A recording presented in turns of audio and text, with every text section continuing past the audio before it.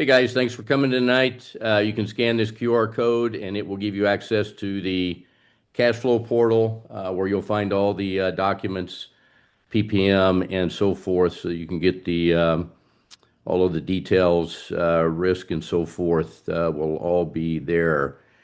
If you have questions tonight, please drop them into either the chat or the Q&A.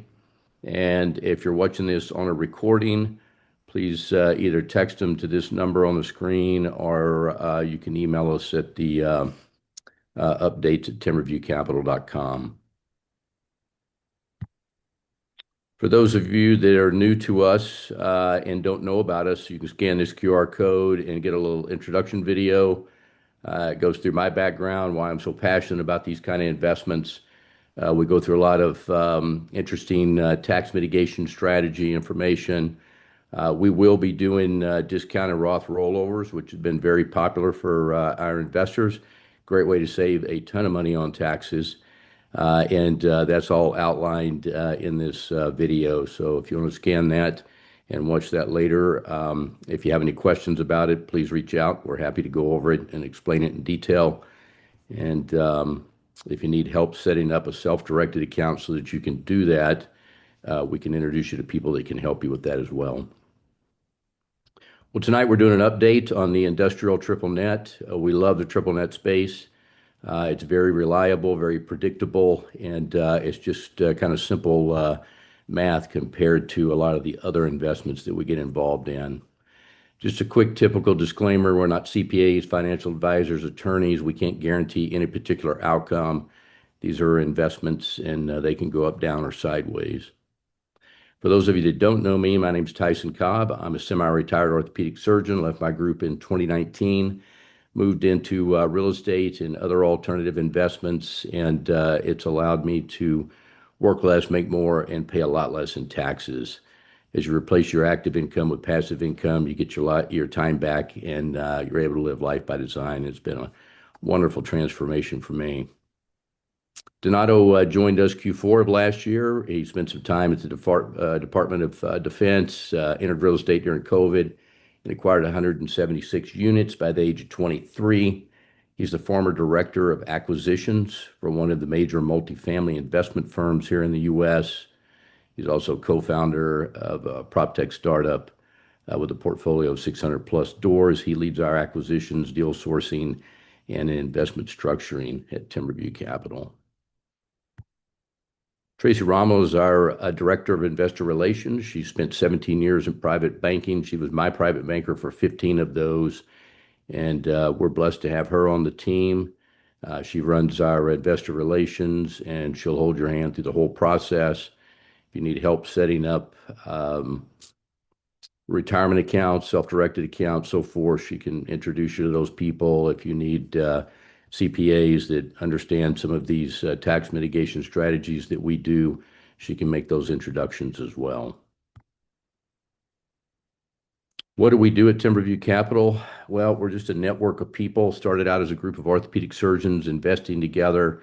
We found out that we can get better deals and better structuring and better returns if we invest together and negotiate together. I spend most of my time now just vetting deals. We turn down a lot more than we take, and we look for great teams like the one we're going to show you tonight. We're able to negotiate better deals and better returns because we place a lot of capital. So we placed around 40 million last year, and that opens a lot of doors. As I mentioned before, we have a lot of people that we know. They're not part of our team, but they're people we use, and we're happy to make the referrals if you need them. And we do have a pretty vigorous educational platform here.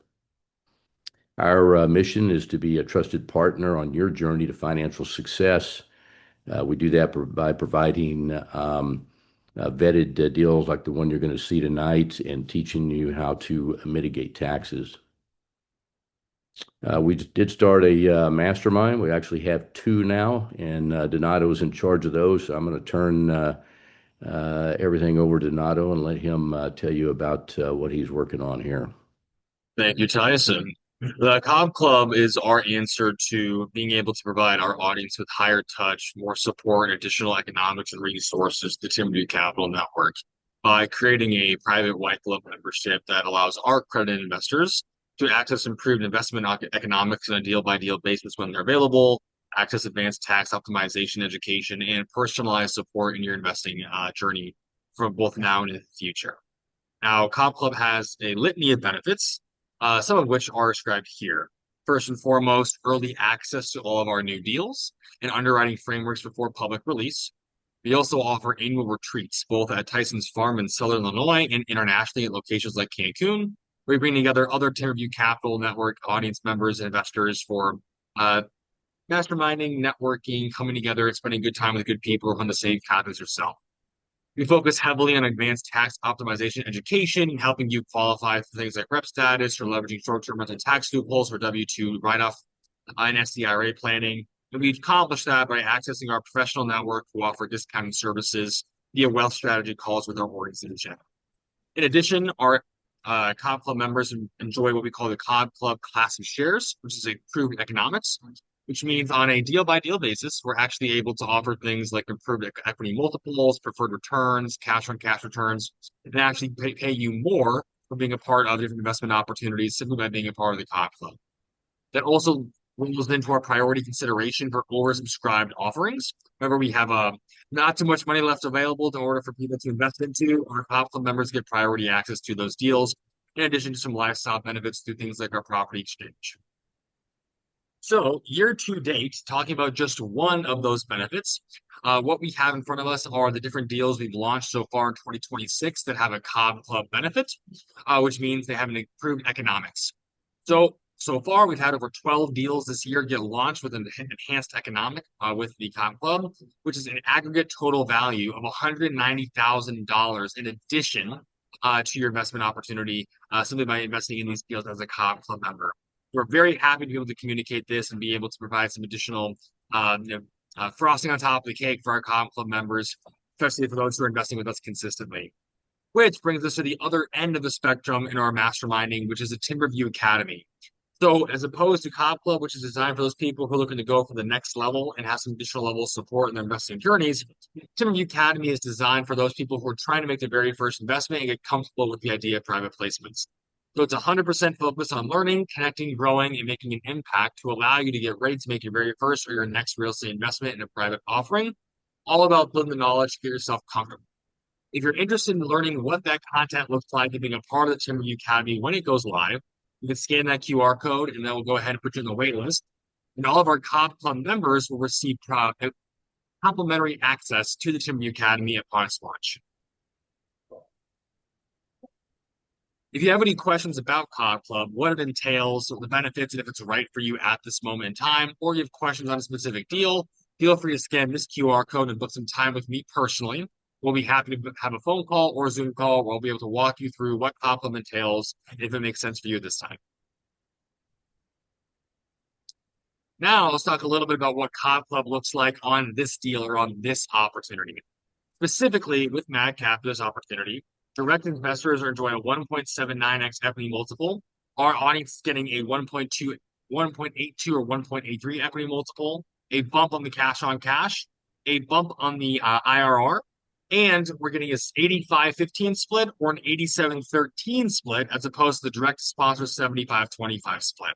So overall, across the board, enhanced economics for being part of the Timberview Capital Network and Cop Club as a whole, with a 5-year hold period on this fund and a minimum investment of just about $100,000 to access the economics on this opportunity. So tonight, we want to go ahead and reiterate how we vet our deals, both through our TPL strategy, team, property, and location. We love partnering with experienced sponsors with proven track records of what they're doing, strong alignment, and the capability to execute whatever their preferred strategy is. On a property level, we always evaluate the fundamentals of the asset with their strategy, including product quality, demand drivers, and why they're going to succeed where others might fail, and the location of why they're going to be able to perform in that team, in that property, in that particular market. And I think tonight's opportunity, which we talked about previously with Madcap Group, really exemplifies everything we look for in these types of strategies. So Happy to bring back on the Mad Capital Partners and the representative Amanda this evening, because MadCap is a commercial real estate investment firm focused on single tenant, triple net lease industrial properties. Over a decade plus investing in exclusively industrial, over 17.5% realized net investment IRRs, nearing on $250 million in realized exits in these funds, over 1.2 billion in AUM. We're very excited to get to work with you guys on not only what this opportunity is, but what their team's been able to do. Now, their principal, by both Neil and Amanda, and tonight we have Amanda Brown with us, who's our director of investor relations over there at MadCap. With over 20 years of experience across real estate sales and investor relations education, with background in BS in journalism from Texas A&M, and a master's education from National University with an active California real estate license. Amanda, thank you so much for being here tonight. Thank you so much for having me. I'm excited to speak with your group again. Absolutely. I appreciate it. So let's talk a little bit about the Mad Cap today, what this looks like before we get into an update on what this fund is currently performing like today since we started working with you guys a few months ago. So can you break this down a little bit? What does Mad Cap currently have and operate across the United States? So we are currently, we have $1.6 billion in assets under management. We actually just had a large portfolio sale in Fund 2, which I can go through in a second when Donato gets to that slide. But you can see here, we are focused on single tenant net lease industrial. So our strategy is solely industrial based, and what we're looking at is secondary markets. So from this image, you can see that a majority of what we acquire is from Texas or the Midwest up in the Rust Belt. That's what you're going to see a majority of with industrial is access to transportation, access to trains, boats, trucking. We are in about 31 states. And we have a very, very low default rate. This is really, honestly, what we stand by is making sure that our credit team vets out all of our deals very specifically. We have very low default, meaning that really almost none, and we've never had a capital call. So I want to make sure our audience members and possible investors understand this. When you say a lifetime 0.2% annual tenant default rate, that means, if I understand, on an annual basis, 99.8% of tenants pay on time what they owe. Correct. They pay on time. And honestly, the one situation that we have, I can very briefly go through. Post-COVID, we had a company that we had under management.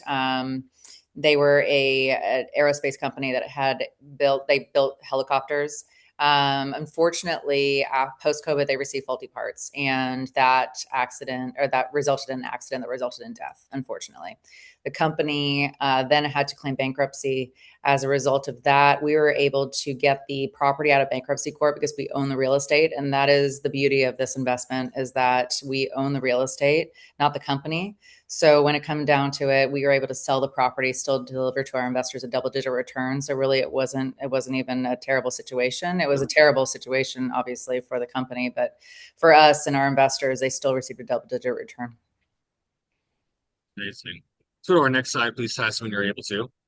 And this is where I really, really want to focus tonight, because for investors who are looking at this opportunity prospectively, this is not the first fund. This is not even the second fund. This is the next fund.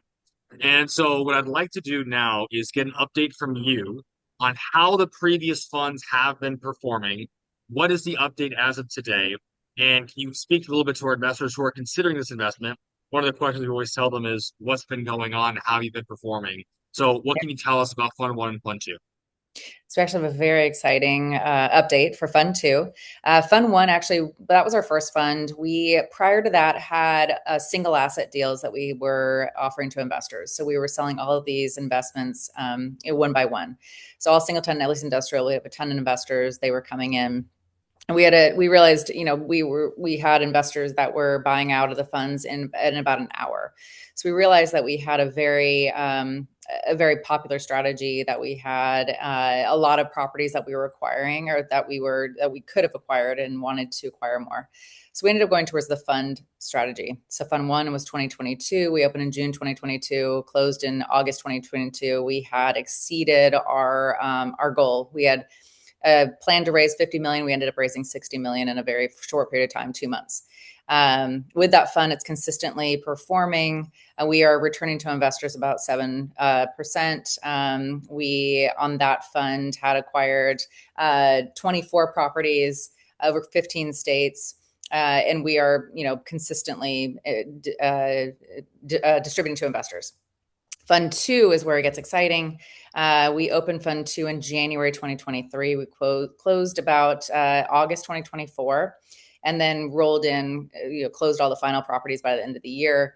That fund, we just had a portfolio sale. So we had an institutional company come in. They wanted to acquire a portfolio of our properties. And we ended up selling a portfolio in Fund 2. For investors in Fund 2, which was, not even a year and a half in, that portfolio sale was 4 properties that we ended up selling. We had a sale value of $88.6 million, generating more than $38 million in gross proceeds at a 21% IRR. In the Fund 2 deals at a 1.52x MOIC with blended IRR of 16.9% across all 4 properties. So in about a year and a half, we distributed to investors a pretty large return. So I want to double tap on that for a hot second. With an 18 property fund, after a year and a half, you were able to sell 4 of those properties and would deliver a 20, what was it? IRR, what, 22%? 21%. 21% IRR after a year and a half in the fund and only 4 of the 18 properties. Yep. And when did that portfolio sale occur? Last week. Last week. So this just happened. Mm-hmm. That sounds pretty impressive. So what does that look like in terms of the rest of the investors for the rest of Fund 2? I mean, if you're already at a 1.5x off 4 properties and you have another 14 to go, what does that mean for investors in terms of projections and what that looks like? Yeah, so that's what we're working out right now, what that's going to look like. So I'll have more information I can share as we start distributing to investors and start, breaking that down a little bit more. But really what that shows is that we have a proof of concept, right? We have an institutional sale. We have institutional buyers that are coming in. This was an institutional group that is now betting out all of our deals. So we now have, like I said, a proof of concept that this is a really great strategy, that we can also deliver returns, and that we can improve the properties and improve the investment in a very short period of time. So speaking on strategy, Tyson, let's go ahead and have Amanda pull up her slides now and talk a little bit about what they're actually doing. Now, for those who are not familiar with the triple net structure, the whole approach and the value of a triple net real estate is that it minimizes the risk for the landlord. And it puts a situation where a tenant is able to pay not only rent, but things like taxes, insurance, and common area maintenance. And what MadCap does is go one step further, talking about industrial triple net real estate, which is a whole other beast. So, Amanda, can you please go ahead and share your screen and talk a little bit about what is it that you're actually doing in triple net? Why is industrial different? What is your strategy to do this? And what is it that you're doing that allows investors to get a 1.5x in 18 months on a lower risk type of real estate that is triple net leases, even more so industrial triple net leases? Yeah, of course. Let me share my screen. And let me get to my slides. Can you see my screen? Yes. Okay, let me.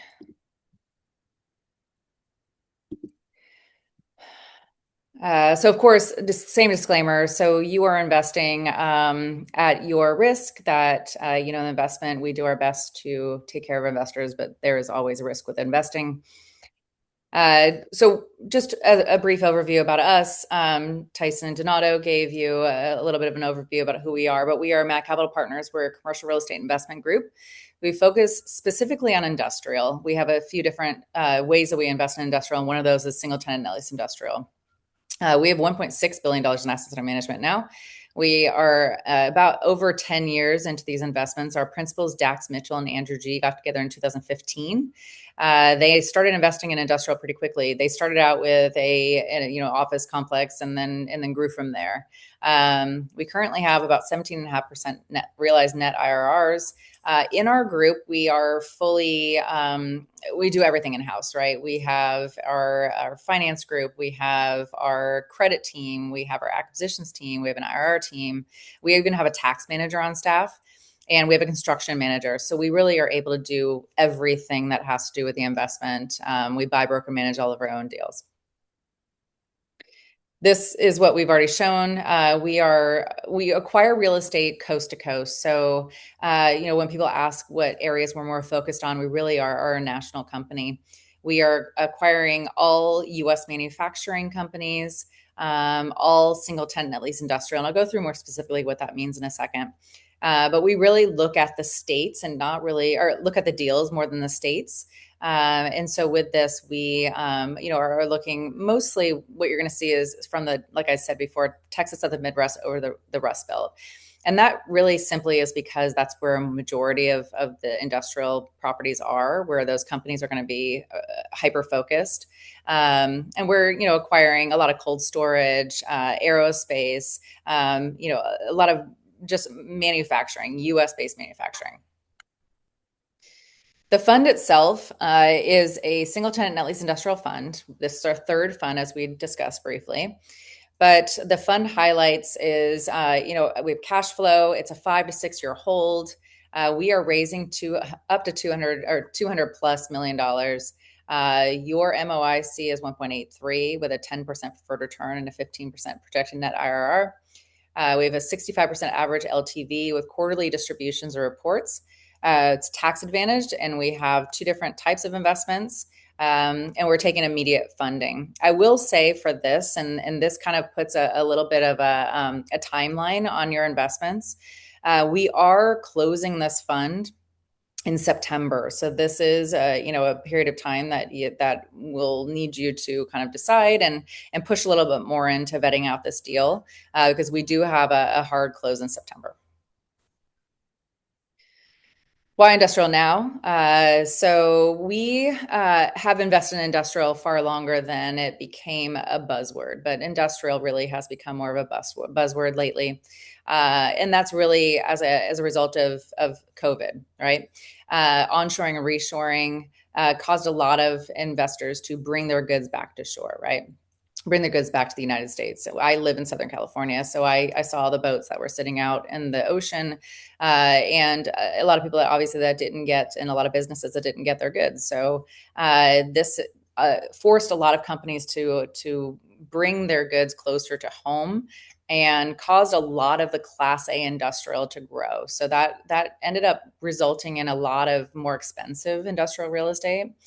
Which is why our tenants, and I'll go through this in a second, why our tenants want to stay in their place. They want to stay where they are and grow where they are.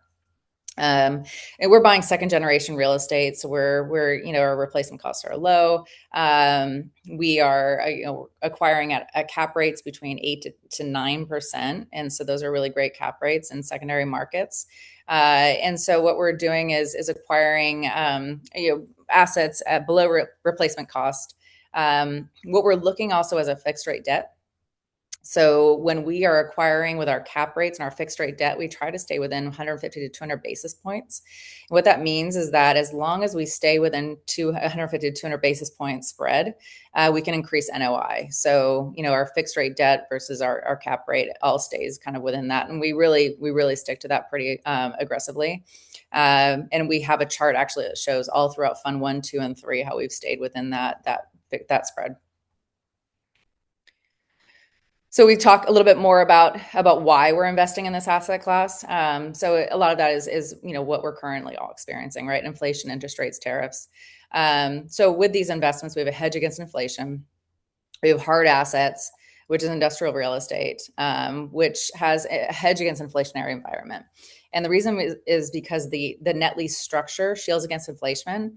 The businesses themselves are paying all of their expenses. And so really we're not having to add or increase costs. Those are absorbed by the tenant themselves, which have already, they've already been paying that for over a long period of time, right? So it's not anything new to them. It is now not a part of your investment. We also have predictable NOI growth. So on these investments, we are adding a 2 to 3% rent bump each year, over 15 to, it says 20 year, but it's actually 25. We've pushed up to 25-year leases recently. And so that results in predictable NOI growth over time. We also have debt and interest rate environments. High interest rates, increased cap rates. And so we've been able to maintain our cap rates and have high cap rates, which ends up, being able to sell at a lower cap rate. And we also have long-term fixed rate debt. So we put debt on each of our properties. We have long-term fixed rate debt, and that's the only debt that we'll find or that we'll secure for these investments. Additionally, with tariffs, it actually is, a pretty significant concern right now for a lot of US companies. The companies that we are acquiring do not have or do not need to go offshore or go elsewhere for their goods. So we're acquiring properties that are based here in the US and build and manufacture here in the US, and they have minimal exposure to overseas supply chains. So, we are really hyper focused on that to make sure that we are not, having to deal with the tariff environments. And so let's get a little bit more into the sale-leaseback. So what we're This is looking the at art, is the beauty right here. So if this is everyone who's here this evening, this is what's different about how they're sourcing buildings. Because one of the biggest questions, if our audience does not know the answer to the question they should be asking, is one of the biggest risks in triple net real estate is what if you buy a building that's so specialized, right, for one type of tenant that when that tenant leaves, right, immediately after you buy the building, right, you have no one that can rent that building back.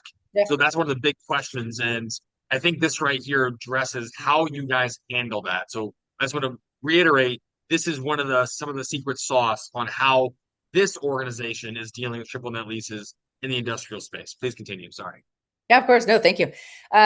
So when we talk about single tenant net lease industrial, what we're talking about is that we are acquiring real estate from a company that has been in business maybe 30 to 50 years. They're not mom and pop, but maybe they're family owned. They have weathered multiple storms. They have been around for a very long time. They have some sort of niche in an industrial market, right? And what we're talking about is single tenant. They are the only owners. They are the only tenants in this property. So what we're doing is we are acquiring real estate from these companies, and then our seller becomes our tenant. So they're staying in their location and not moving. So we're not having to re-tenant. We're not having to find new tenants. We're not having to, go through the process of having vacancy. What ends up happening a majority of the time, and I'll go through some of our properties as examples in a second, but what we're finding recently, about 60% of what we acquire is from private equity groups. There's a lot of private equity groups that will acquire this real estate, and then they do not want to manage real estate. So we have private equity groups that'll come to us directly and sell us the real estate, and then we will run the real estate side, and they obviously are increasing the business. So what we're talking about with sale leaseback is that when our seller becomes our tenant, we are putting long-term leases on these properties. And so what we're looking at is, what is the benefit to the buyer? And we get these questions on that. Well, like, why would a buyer, why would a seller do this? Why are we doing this, right? So we're putting new 15 to 25-year institutional quality leases on these properties with built-in rent increases. So the business themselves writes that into their financials, right? They have this rent increase every year. We have quarterly and annual tenant financial reporting. This is really important. So our credit team and our acquisitions teams work together, and they go through a very strict, very specific due diligence process. And the reason being is because the properties that we're acquiring, the businesses are not public. They're all private companies. And so we have to go through a very diligent due diligence process to understand what it is that we are acquiring, what the business is, and how they're going to grow over time, right? So when we acquire them, they have to return capital back to their business to grow from the sale. And so what that ends up doing is that they end up, buying down debt, adding a new line, doing something to increase their business over time. And so what happens is that when we are acquiring the property and then selling the property at the sale, they are more successful than when we acquire the property. So that increases the value of the real estate. So this is, over time, what we're doing to increase value. We have day one cap rate compression. So when we have our, cap rates, we're obviously writing to at least, 100 basis points underneath, but it ends up being usually less. So why would the sellers do this? For them, it's an alternative form of corporate financing. So instead of going to a bank and getting, debt to improve their business, they're selling the real estate. It releases 100% of their dormant equity from real estate. and then they can deploy this into improving their business. And so really all of this together creates a situation where we become a partner with the tenants. We don't try to stress them with rents. We want to maintain a rent that is reasonable for them. So we're not, landlords that are going to stress our tenants. We work with them over time. Oftentimes our tenants will come to us and say, hey, like we've far outgrown our space and we need to improve even more. A lot of these properties have additional land that's in their whole entire square footage. And so they can add square footage, they can add additional building size to their property, which ends up actually then improving NOI.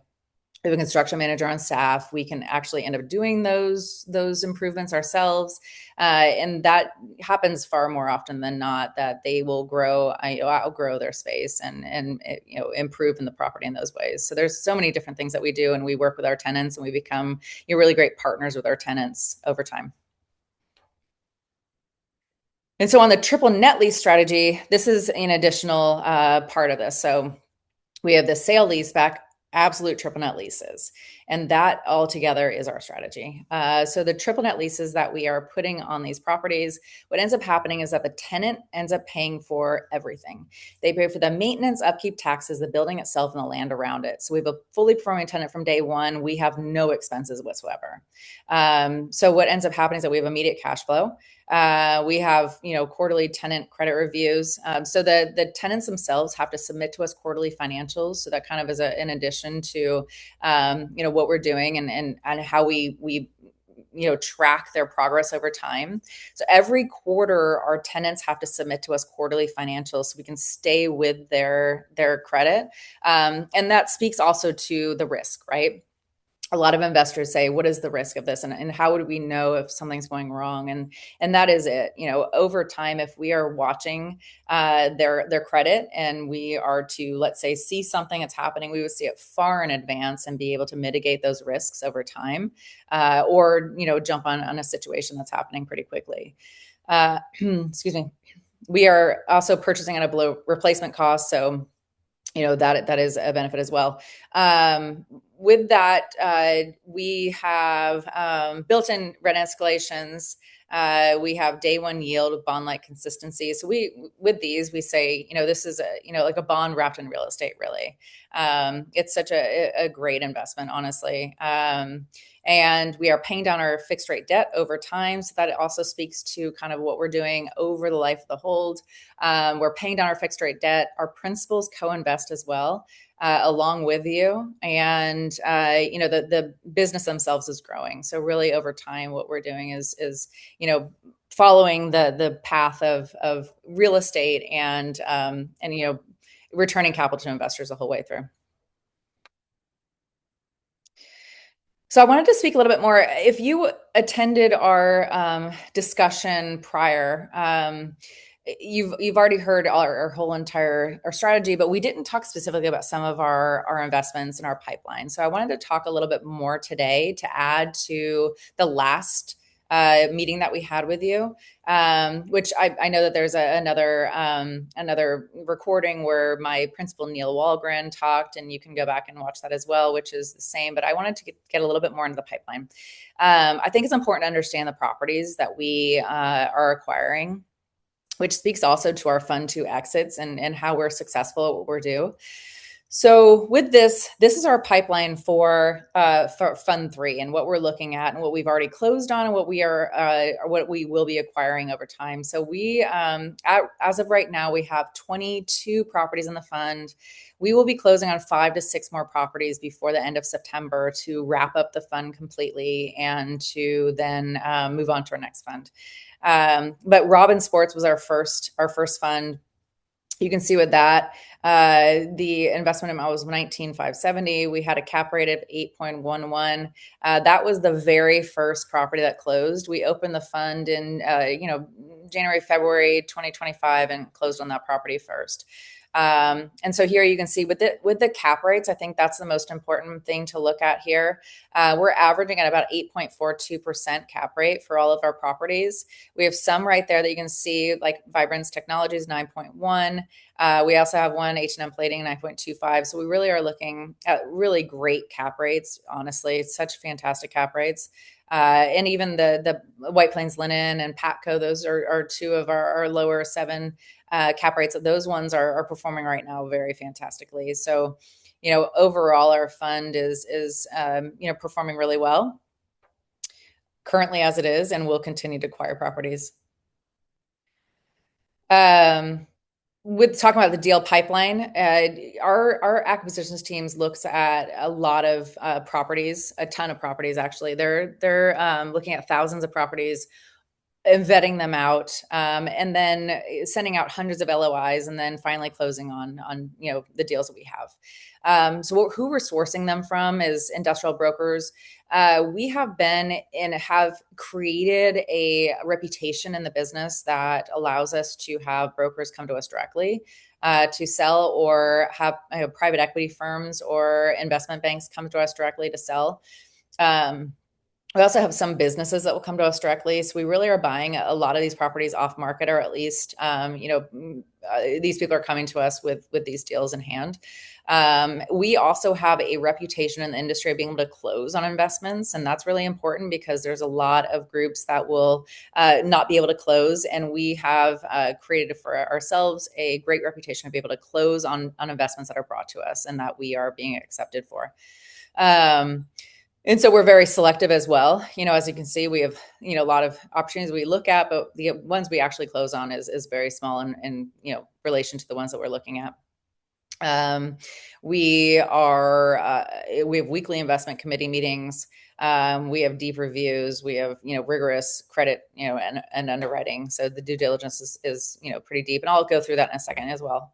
With our acquisitions criteria as well, we're looking at, a lot of different types of properties elsewhere. We're looking at EBITDA margins. We're looking at gross revenue. We're looking at, lease structures and fund targets. With our target debt assumptions, there's debt on these properties as well.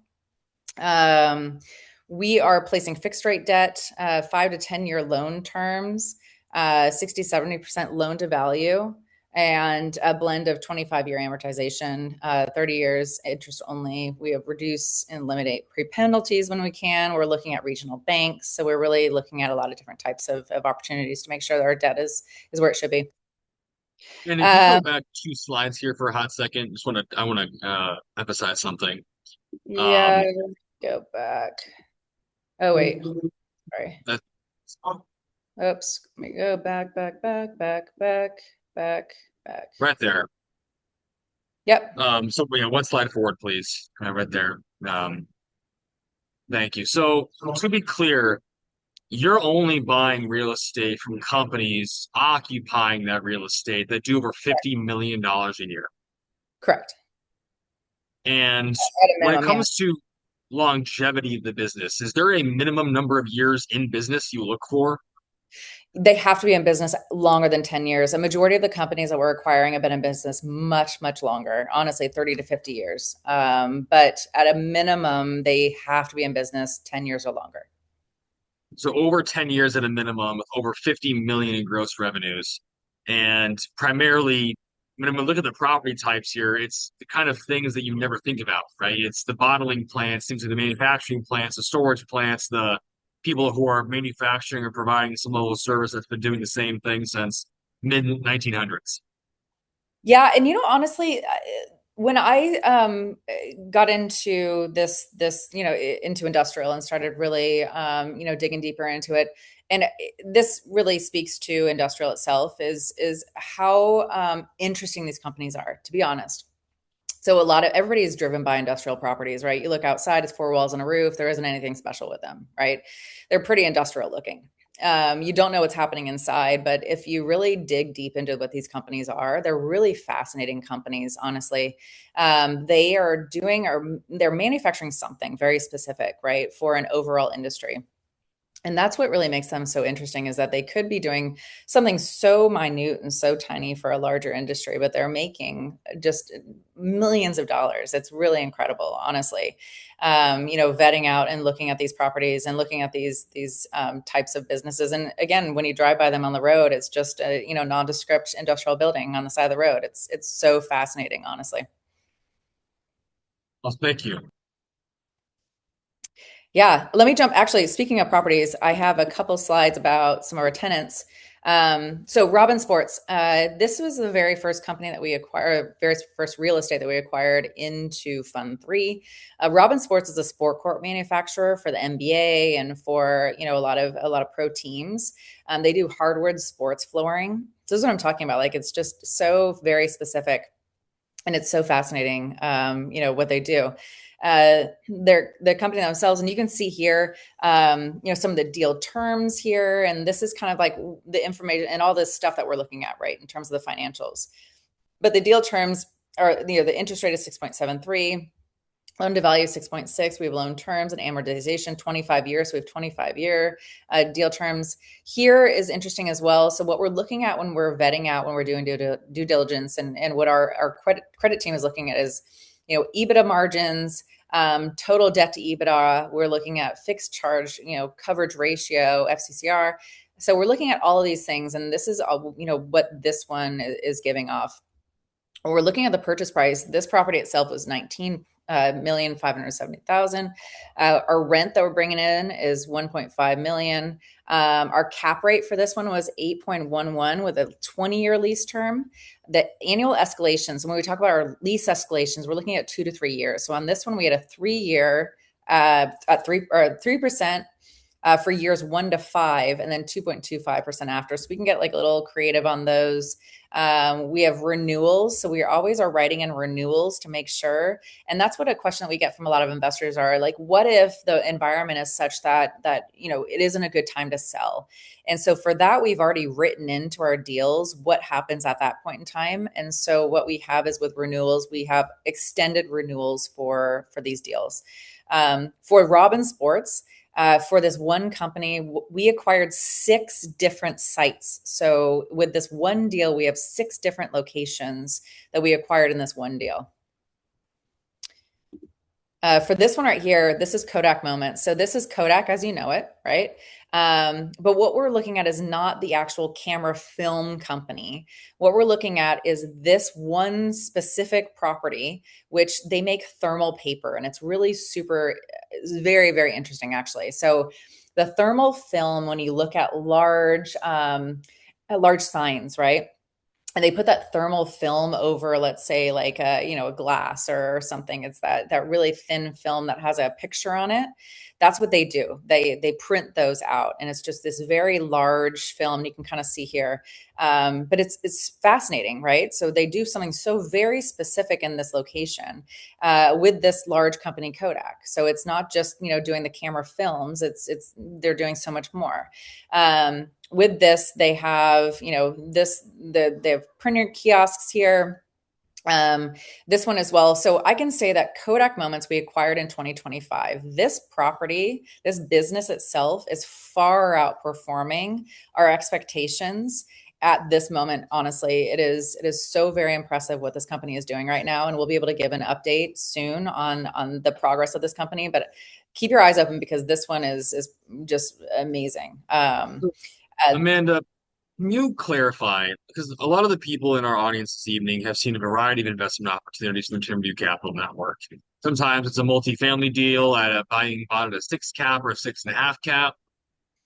How is it that you're able to buy real estate that's being paid for in millions of dollars of rent with a single tenant who commits to pay you millions of dollars in rent for over Yep. 2 decades straight and buy it on an absolute triple net lease where you're not responsible for the building or the taxes or the insurance, but you're buying it at an 8 or a 9 cap? Our audience is pretty educated. They listen to a lot of our stuff. and they're going to be asking the same question of how are you buying these at such high cap rates with such low risk? Fundamentally, how does that We're just that good. No, I'm kidding. that was the right answer. Everyone, presentation's over. Investment link is in the chat below. That was good. That was good. No, we are honestly. To be very, very honest with you, I give that completely over to my credit and acquisitions team. Honestly, those guys are so fantastic. They have such great relationships. They negotiate so well. They've been in this business for a very long time. Honestly, I give them all the credit, to be honest. This deal itself. So look at Kingswood Capital. So Kingswood Capital is the private equity group that acquired this Kodak Moments location. They ended up coming to us directly through a relationship that one of our acquisitions team members had with them. So they've come to us now a number of times wanting to sell other properties. And so having a private equity group come to you, they have obviously a lot of relationships, right? And they are now coming to us consistently because we have proven that we can close on deals. Again, that's very important to distinguish. We have proven that we are a good partner, and we have proven that we have a good structure. And so, when I'm able to give some updates about Kodak, you're going to see that this is a really fantastic relationship. It's a really fantastic property, and what we're doing with this and the growth of this investment is really great. But this one, you can see a cap rate, we've negotiated an 8.87 cap. So, with that, what we're looking at, honestly, is secondary markets, and the secondary markets are performing. So that really kind of sticks with it. The lease terms are 25-year. We have rent escalations of 3. It's just, I can't say anything more than just the performance of our team, what we've been able to do historically, and just the team that we've built is why we're able to do this. Man, and with our audience, can you answer this question for of the properties you acquire, how many are on market versus off market?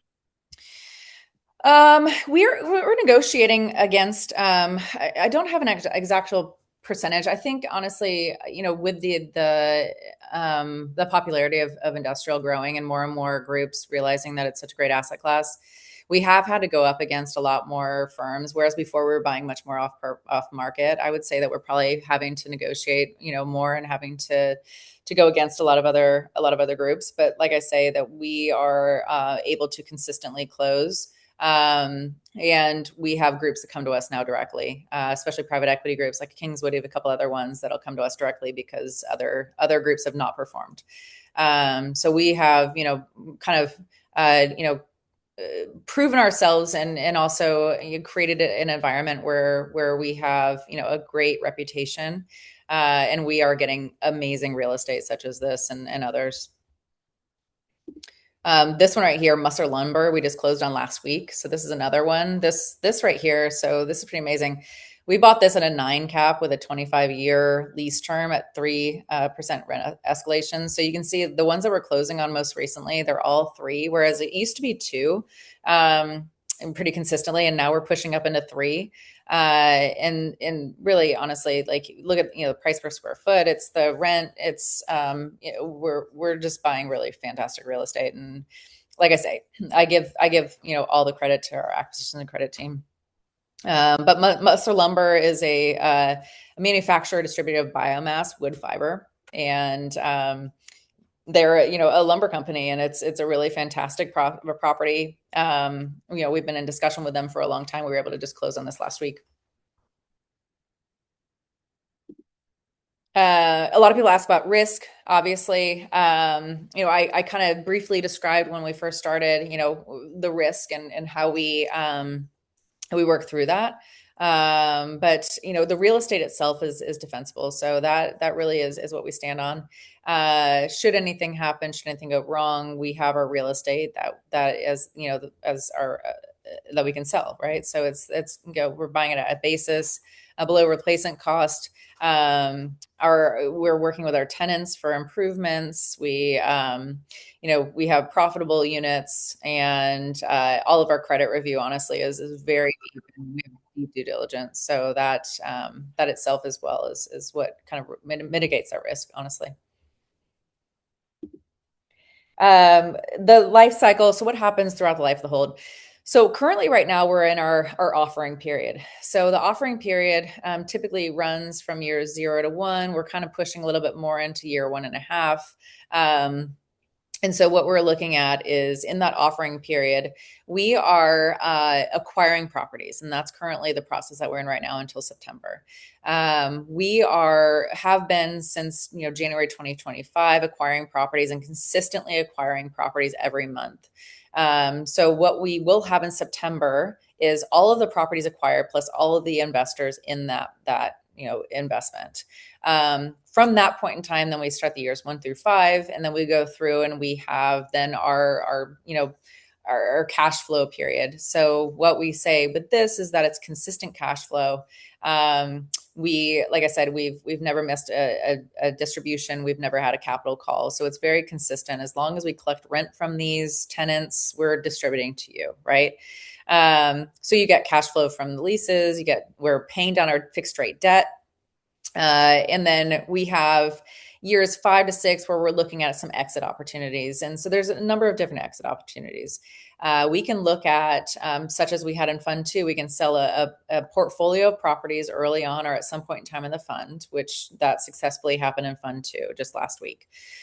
We can look at selling each of the properties individually, but really what ends up happening probably most specifically is that we'll sell the whole entire package as a fully performing package to an industrial REIT or a private equity group who doesn't want to build these packages, but wants to acquire something that's already, consistently performing, already successful.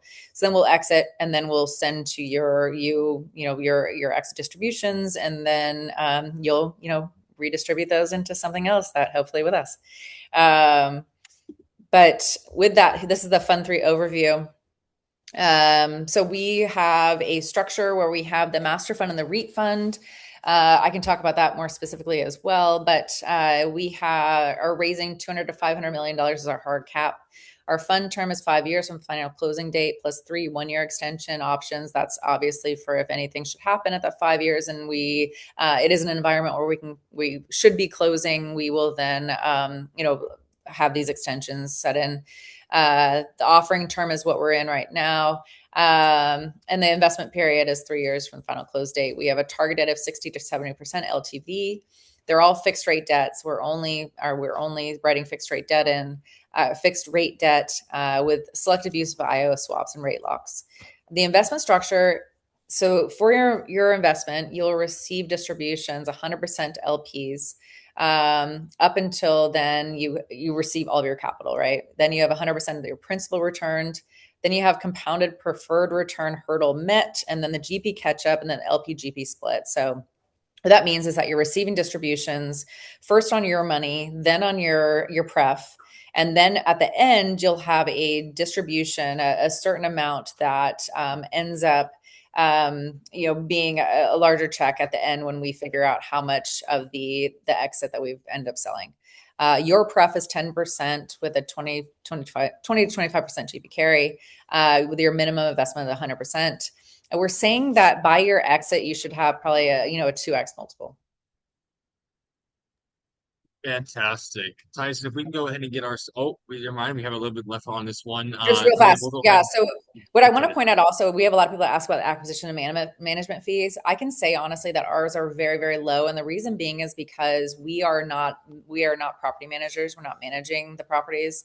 We are just collecting rent. So really it's a very, very low management fee.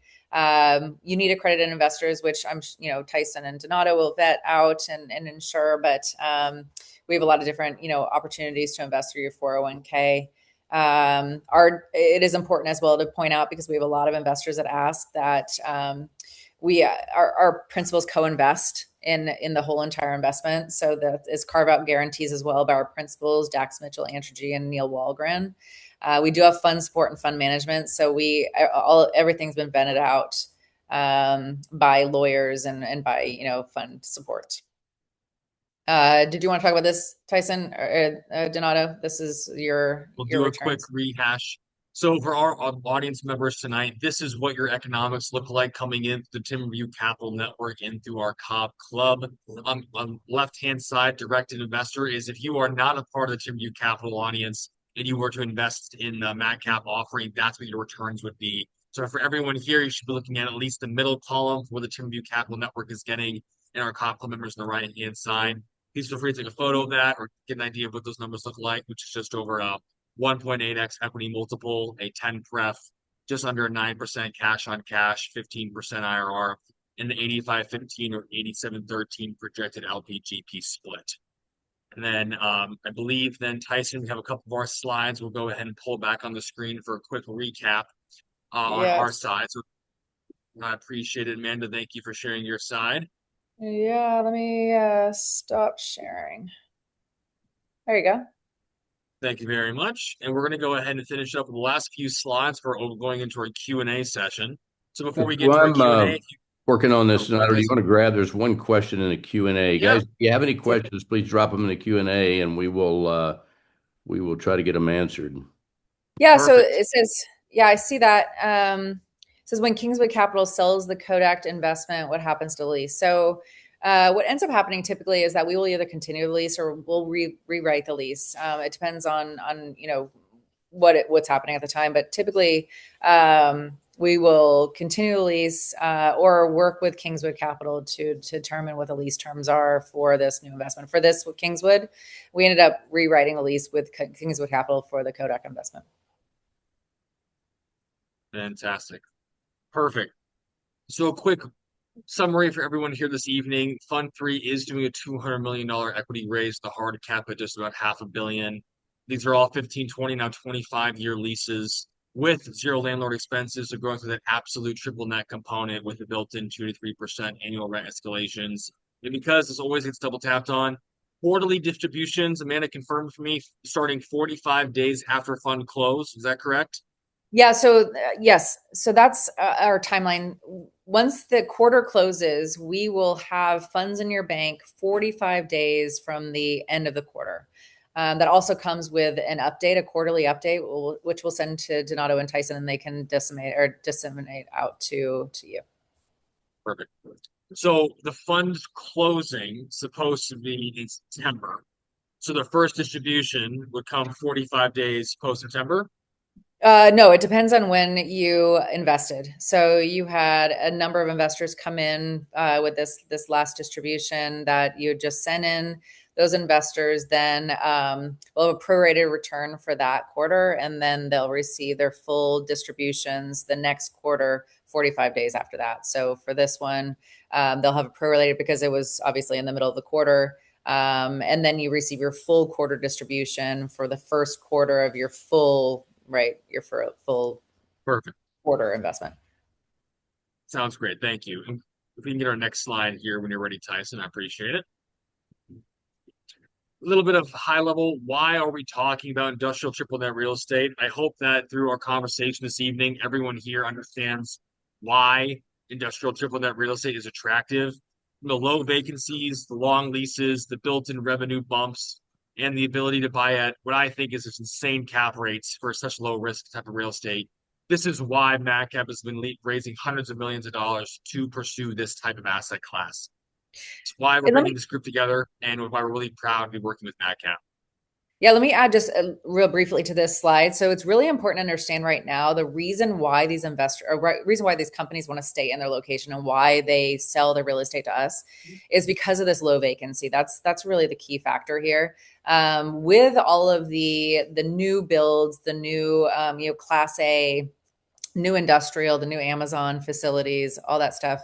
That's really pushing the prices, right? So we have low vacancy. We have, the companies that we're acquiring real estate from don't want to leave their location. They don't want to rebuild. They don't want to add, they don't want to pay for these new expensive leases, right? So they want to stay in the location where they built their business.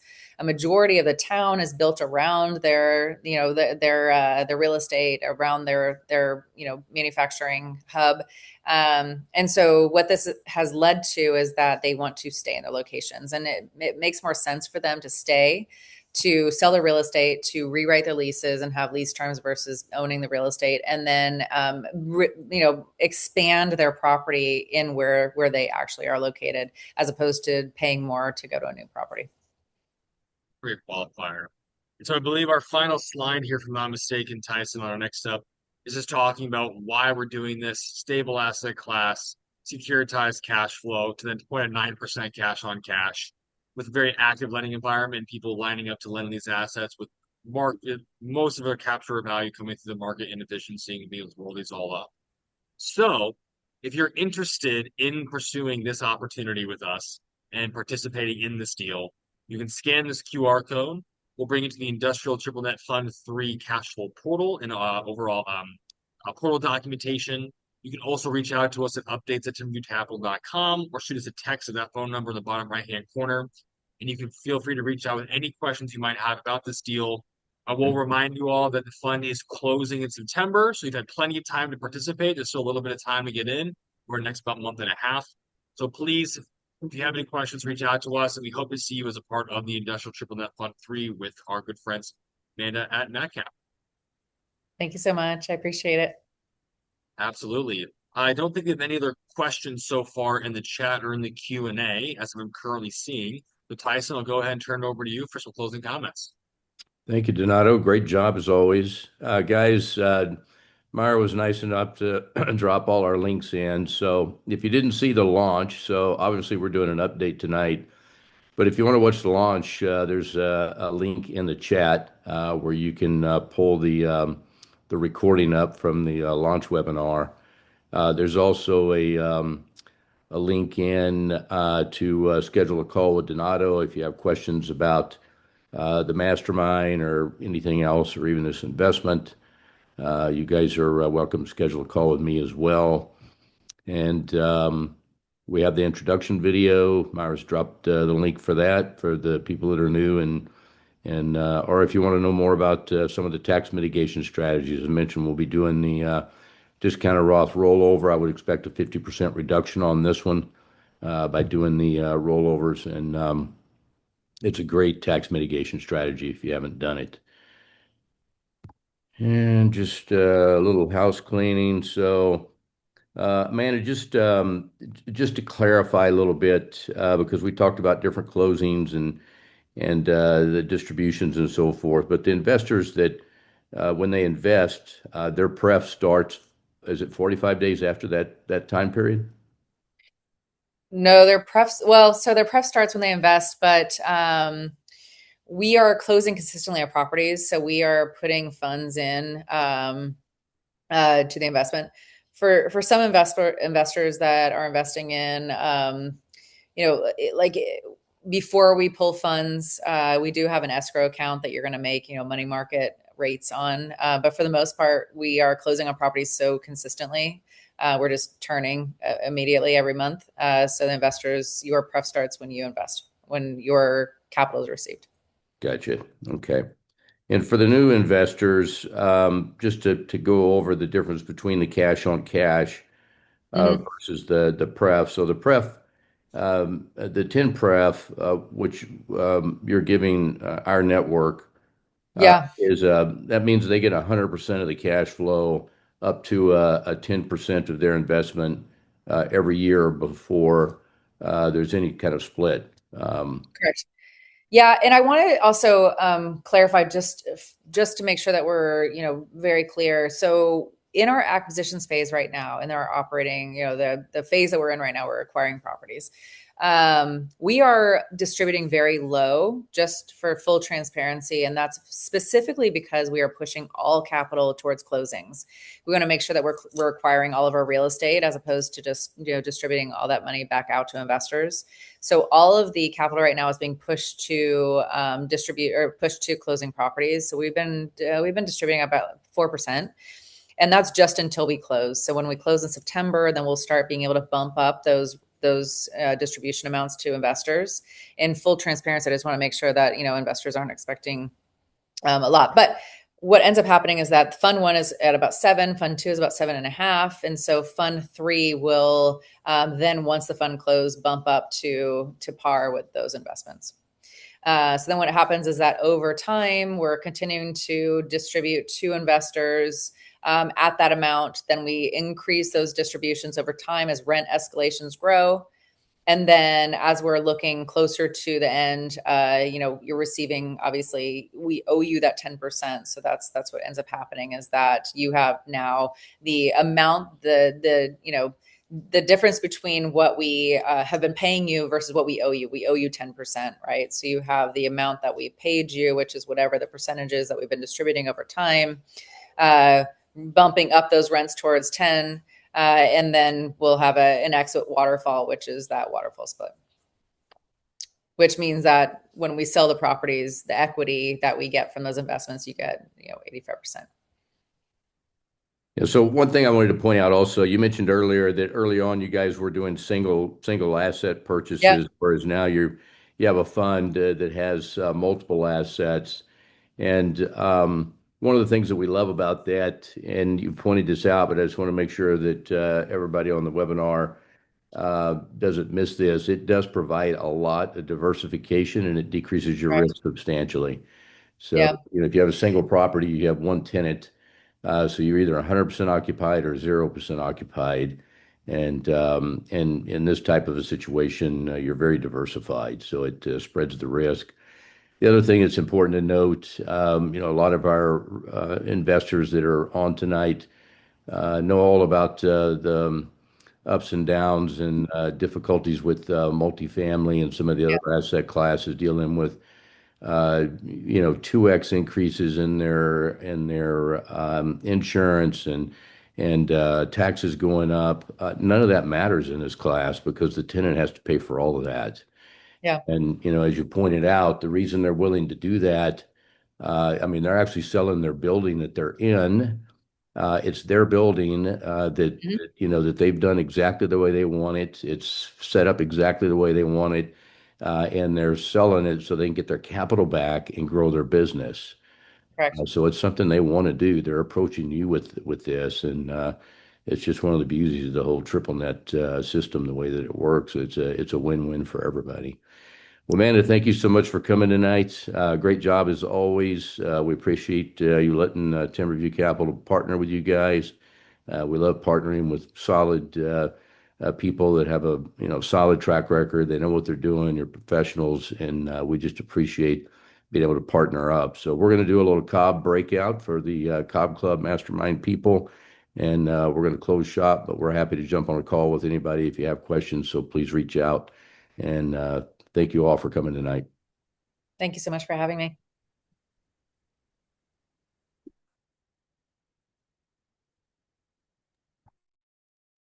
Right, our Cobb Club members have just got an invitation to join a breakout room. Feel free to click that join button. You'll go ahead and be transferred to the new breakout room for our Cobb Club members. The rest of our audience, thank you guys so much for being here this evening and dedicating some time to learn more about this opportunity. Have a great rest of your evening. We'll be more than happy to speak with you over phone, via email, to answer any questions you might have over the coming weeks. Thanks, guys. Have a great night. Bye.